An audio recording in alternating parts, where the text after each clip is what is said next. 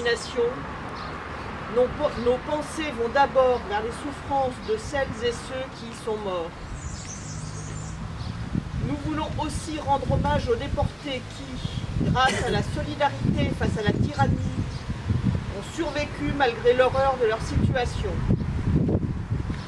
Sans équivalent dans l'histoire, ces camps de la mort avaient pour principe la supériorité de la race aryenne et pour conséquence l'élimination de leurs opposants et l'éradication par des méthodes de mort industrielles de plusieurs millions de femmes, d'hommes et d'enfants. En 1946, le procès de Nuremberg, fondé en partie sur le témoignage des déportés, a permis d'élaborer la notion juridique de crime contre l'humanité, suivie en 1948 de la Déclaration universelle des droits de l'homme adoptée par les Nations unies. Les déportés pouvaient donc penser que les tragédies qu'ils avaient vécues ne se reproduiraient pas.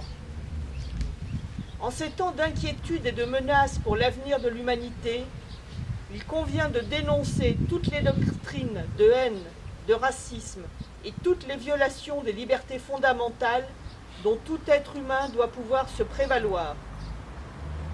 Notre hommage d'aujourd'hui n'aurait pas de sens si nous ne prenions pas l'engagement de poursuivre la lutte pour la liberté et la solidarité entre les peuples, conquête fragile qu'il faut défendre sans faiblesse.